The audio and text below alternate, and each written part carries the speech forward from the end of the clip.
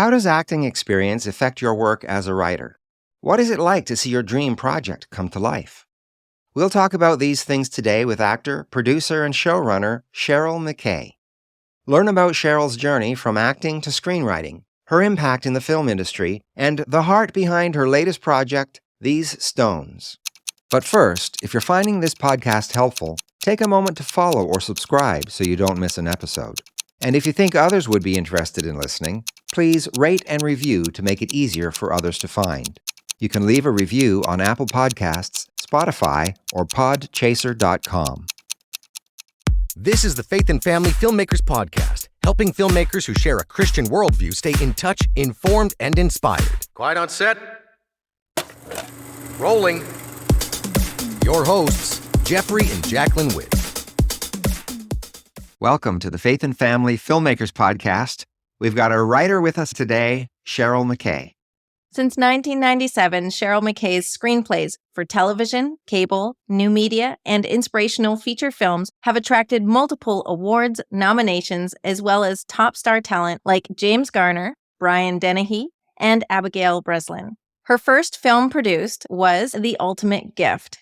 She co-wrote the feature films Indivisible and Extraordinary, and most recently served as the producer/showrunner for a 6-episode TV series she wrote called These Stones. Her heart from the beginning has been to make an impact through words and change the world through writing. That's the heart behind serving at the helm of the creative development for Stone Impact Media. Welcome, Cheryl. Hi, it's really good to be here today. I'm excited to get to know you because we've never actually met in person. We kind of had a couple exchanges back and forth on Facebook, but now I actually get to have a real conversation with you. So that's exciting. Well, thanks, Jaclyn. I'm really glad to be able to be on your show.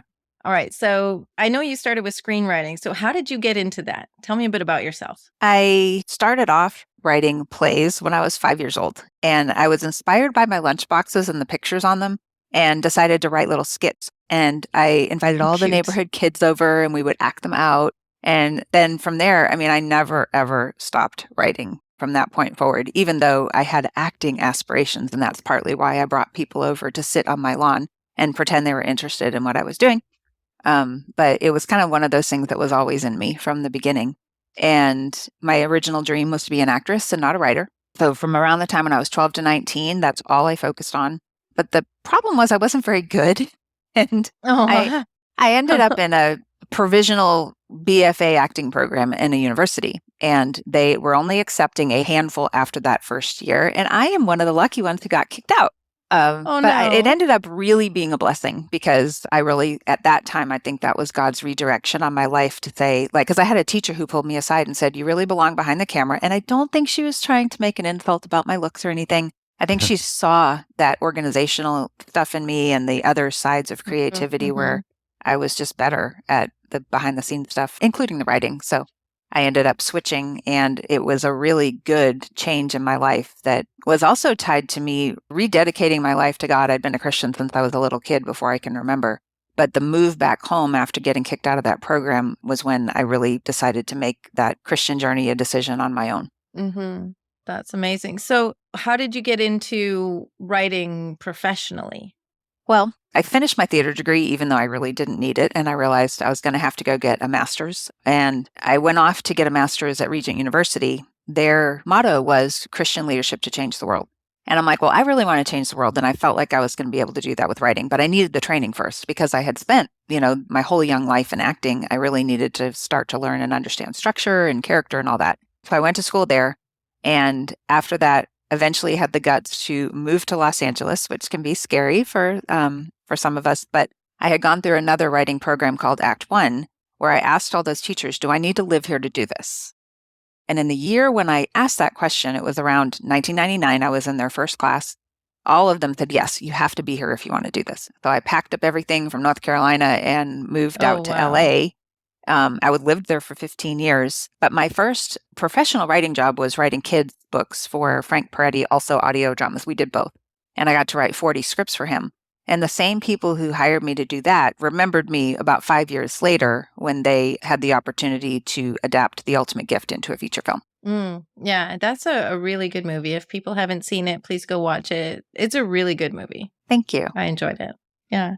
What were the Frank Peretti, what was the series? It was called The Wild and Wacky Totally True Bible Stories. Okay. And Frank got to play all the characters, the women, the men, the animals, the whatever. Like he would just change his voice for all those characters. And he was so funny. I would write those scripts into maybe 7-8 minutes each episode. And we put every, at the time, it was so long ago, it was tapes. We would pick a theme for the tape like courage, which I actually got to do all that, map out the show Bible for the series, then pick the 4 episodes that would go into a tape about courage. And then we would pick another theme like trust, and we would do 4 more. It was really a fun project to do with him. We did turn them into children's books, but that wasn't my strongest writing suit at the time. I was much better at doing the scripts for the audio. Mm-hmm. I have an interjection there. Yeah. A few minutes ago, you said you asked your teachers about whether you needed to be in LA to do what you were doing. Yeah. So I'm going to ask you now, from our listeners' point of view, who may have that question in their mind, what is your answer? Well, I don't think it's as necessary as it used to be. I think for me, it really helped to go there first because in the beginning, if you don't have the contacts and you have no way of both contacts and training, you need to have a vehicle to do that. So what a lot of people will do now, the same program that I took back in 99 still exists today. They do a remote version. I even still teach for that now. I teach their adaptation class. That way people can make the contacts they need. Like the university curriculum was wonderful and I learned how to write, but I learned the business and writing within a context of actual jobs when I went to LA. So that definitely helped. But I did hit a point when about 8 years ago, my husband and I decided we wanted to relocate to Georgia, which is considered Little Hollywood these days. Or it was then. Now it's Big Hollywood practically because we actually have more movies here than they do in LA. But 8 years ago, that wasn't necessarily the case. But we just didn't want to be in LA anymore and felt like we wanted to get closer to our North Carolina family. And I've worked way more since I left LA than I did ever in LA. And most of my clients while I lived there were from other states like North Carolina, Virginia, Tennessee, Texas. Like I just didn't get a lot of work while I was there. And it's very expensive to live there. So I think the transition was very good for us. I've been hired about 24 times in the 8 years since we moved here for different scripts or treatments or kids shows. Wow. So I think it's okay as long as you have a way of making those connections. Right. Yeah, we've talked about that in some other interviews about making connections and how important that is. One of the strategies for that would be film festivals, and, where you can actually meet people, or even Facebook. Like you and I met on Facebook. Yes, yeah, and it's like once you have that first job, it becomes a referral system. I mean, I don't even have a writing agent. I have had them in the past or a manager, and most of the time, the jobs that come to me because someone else told them about me. Yeah, same for me. So I have a question. Like you said that you started with acting and then you moved into writing. Do you think that having a background in acting affected your ability to write? Yes. And the way I still use that, I don't consider any of that a waste. So that's a great question. I took a class at Regent that was about acting for the writer. And that was the beginning of the foundation of understanding how we have to understand what we're putting actors through when we put words on the page. Why do they need subtext? How come all the lines can't be on the nose? And why do they all need their own voices? And when I am stuck on something, I will often act it out and see if I can get myself into the emotional place of the character. I did that once during Ultimate Gift, for example. I was a little stuck on something I was working on related to Jason, the grandson and the grandfather. And so I just left my apartment in Glendale, California at the time, walked to a cemetery and had a conversation with him as if I were Jason. And it unlocked some things that I found, like, how did Jason feel about the fact that he wanted to make amends with somebody who wasn't here anymore? And it really helped inform some of the future scenes that I wrote after that experience. And even today, as I'm working on any of my projects, if I'm not laughing and crying with that character, I'm not going to be able to affect my audience that way. So I like to act things out as I'm writing it. And that's a good cry. It's not the bad cry, like when you're sad or upset in your real life. But when I'm crying, if I'm writing a scene, I'm like, if it's touching me, that's a good sign. Yes, absolutely. I do the same thing where I can be sitting literally by myself in a room, just me and my laptop, and I burst out laughing. And I'm like, oh, that must be a good line. Okay, it works. I can't help but laugh. Yeah. So much about acting and writing is about perspective taking. And if you can get inside that person's head and see the world how they see it and see whatever's happening the way they see it, then you can act authentically, you can write authentically. And so, yeah, I love that that also affected you. We have so much in common. Acting was one of the things I wanted to do when I was younger too, but writing was kind of like my secret hobby. I wrote myself monologues and acted them out in the mirror. That was the only time I was a good actress. Isn't that funny? Yes, we have a lot in common. Okay. So tell me about your current project you're working on. It's called These Stones. Yes. So this has been a dream project for me. You know, some of my past projects, like Ultimate Gift, was a work for hire. So you get a book and you are asked, what is your take on this book and how would you adapt that into a film? In this case, I was very frustrated by the lack of being able to get stuff made on my own. And even though I love writer for hire jobs, those are really fun. There was a part of me that also has some passion projects that I want to also steward over. I don't even really like to call it producing, but rather stewarding, because I like to make sure the vision stays in place. And there's a different project of mine, we haven't made it yet, called Never the Bride, that's been my passion project for literally 14 years now or so. I have the novel that came out in 2009. I had a recent opportunity where it could have gotten made. This was before These Stones. And I had to turn down the option agreement. And there's times when you should compromise and there's times when you shouldn't. And if somebody's vision is so different, it wasn't in this particular case of why I rejected this one, but a prior time when I rejected it, someone told me I needed to diminish God's role. Well, God is the co-lead character in that script. And I'm like, you can't tell Never the Bride and diminish God's role. And I could tell that they didn't want to make the same movie that I did. Right. That was one in the way past that I think I've gone through 12 of those where I had rejected some option agreements on that project. And I really want to make that one myself. Well, I went to a friend of mine, Jeanette Town, who had hired me for another project. And I was complaining to her about this very issue. And she's like, well, what do you need to be able to do this? And I'm like, well, I need a production company and someone who knows how to find money to make stuff. And she ended up partnering with me on that aspect of it. I voluntarily set Never the Bride aside because we were in that post-COVID era where everybody was just watching streaming. Right. And so it was 2021 when we were brainstorming our company, Stone Impact Media, and what project we would make. We were going to make Never the Bride, but it was supposed to be a feature film. And I was like, we can't spend money on a feature film in 2021. I just didn't think that would be a very wise investment. I'm like, well, what about if we do a series that could have the potential of being ongoing? I would write it to be a mini series so we could sell it as is, even if we never made another episode. But it has such a clear through line that we could move forward 10 years, like Touched by an Angel. It's kind of a modernized Touched by an Angel. And so that was what we ended up doing. It was based on a play that her pastor had written and co-written with one of his congregation members. And he had such a brilliant idea, the seed idea of this concept. Bible characters show up today to help people through problems that mimic what they went through in the past. Right. But they're undercover. And we matched them with people who are going through issues today. Like, for example, we did an episode about a teen cutter who had a problem with promiscuity, and we matched her with Rahab, who goes undercover as a guidance counselor. So that's just one of the 6 examples that we got to do this first season. I wrote 6 episodes. I did the show Bible first to map out the whole series and the rules of the world, because there's a whole supernatural world to this that's at work that we had to come up with the rules for so that I could make sure I followed them in the scripts and then eventually break them, of course. Yeah. But we did 6 different scenarios, 6 different Bible characters with modern day challenges that everybody today will relate to. Our tagline is "You're never alone." And that's the kind of message we want to leave with people, whether you're dealing with alcoholism or promiscuity, fear, loss, grief. You have a place here where you're going to know that you haven't been left alone in the pain that you're feeling. So that has been our desire from the beginning with the show. I wrote around the resources that I had or knew that I could possibly get when it came to like locations and actors. I location scouted for this show in advance. So I was writing to all the beautiful places here in Georgia that I knew I could possibly afford on our budget, and then wrote to specific actors that I had relationships with or my director had relationships with.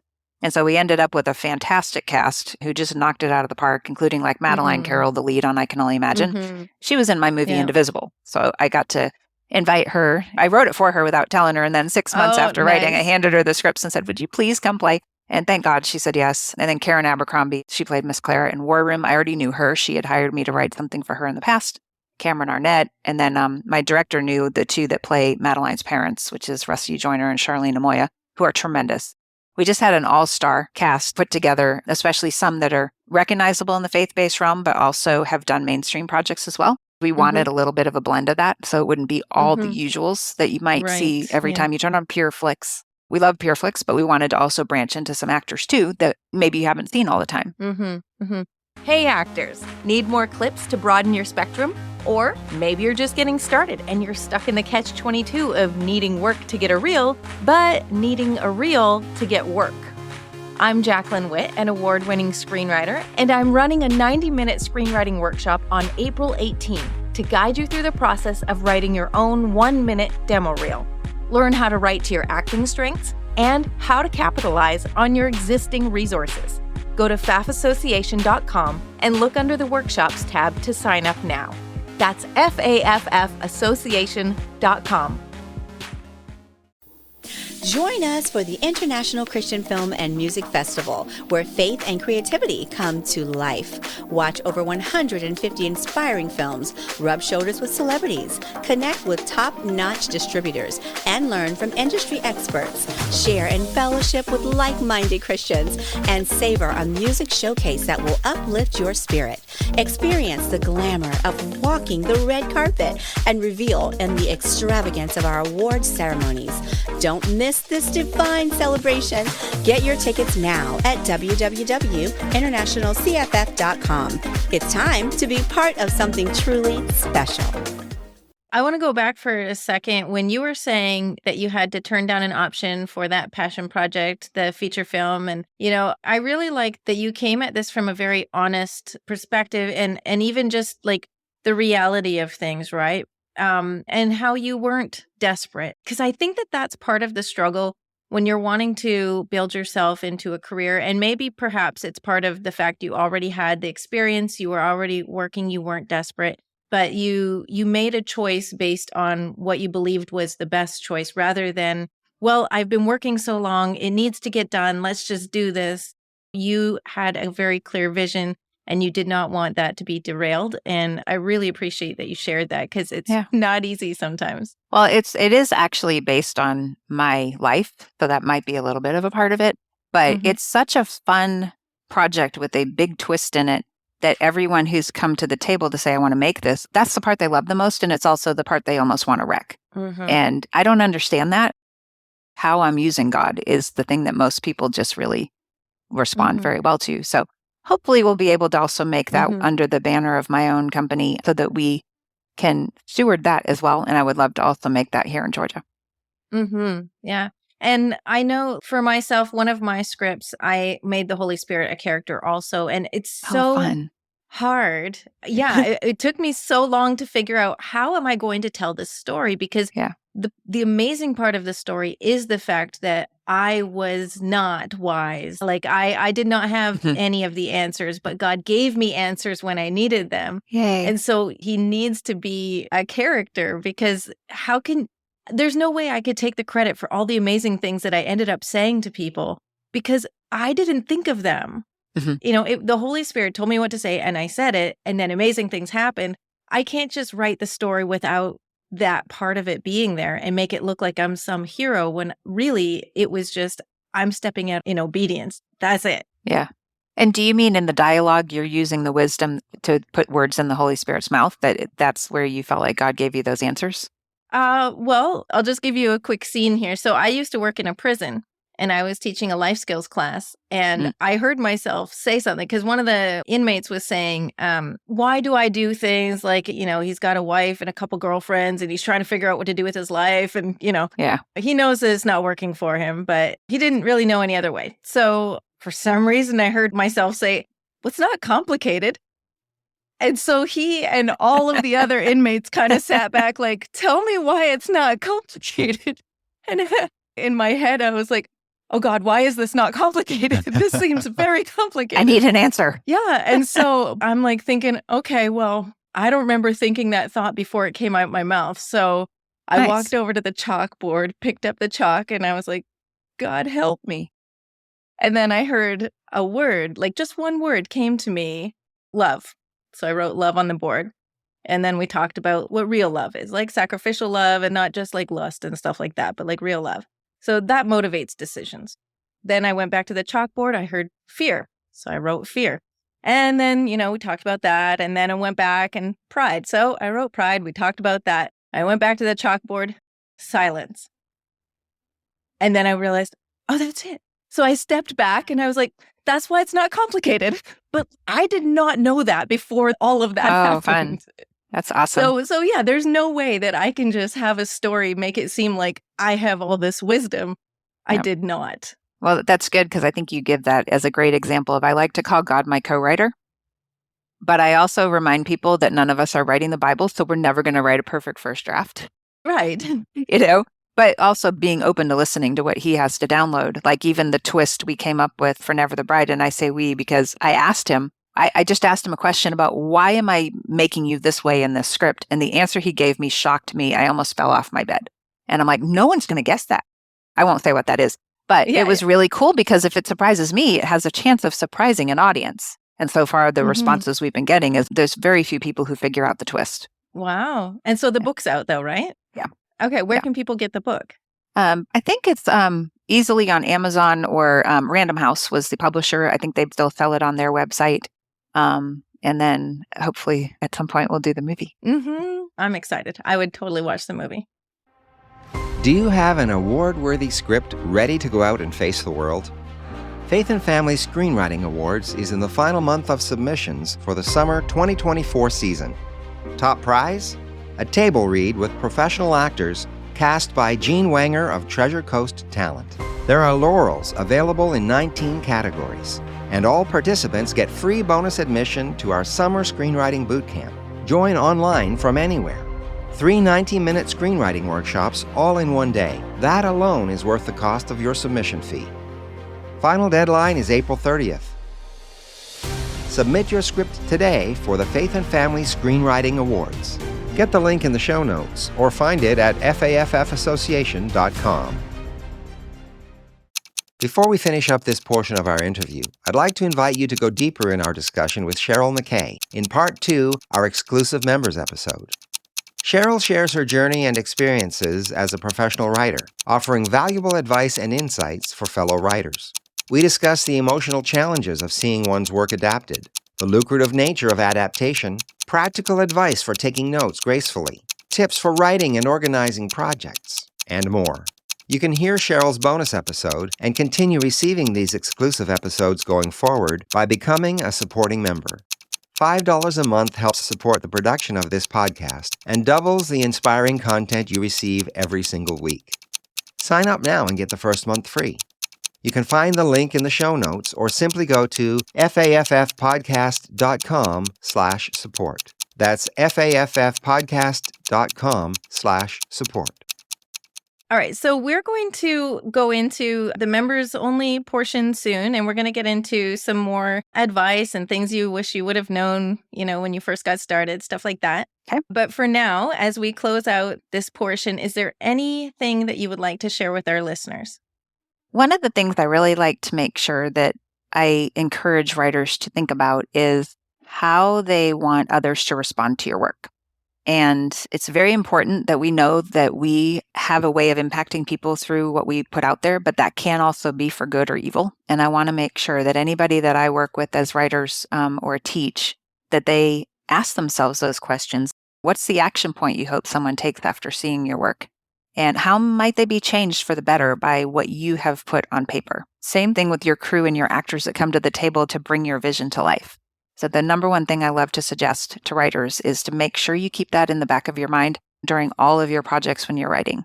There's a quote that I love by William James that says, "The best use of a life is to spend it on something that will outlast it." And just remember, this is your legacy that you're building. What do you want that legacy to be or say?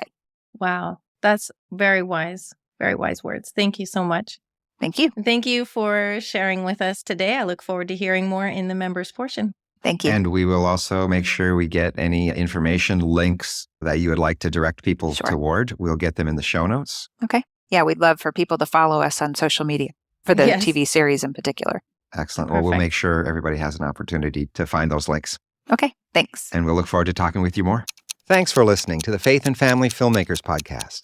If you would like email reminders about newly released episodes and more, please sign up at faffpodcast.com/email. That's faffpodcast.com/email.